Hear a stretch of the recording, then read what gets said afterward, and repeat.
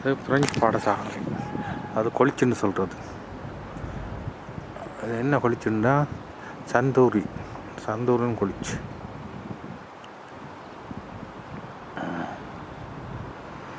அந்த மாதிரி அழகாக கட்டியிருக்கு. லூப்பெல்லாம் அது லூப்பு இல்லாத வழியில் நன்றாக இருக்கும். சந்தூர் கொளிச்சு கொஞ்சம் புரிய போடுவோம்.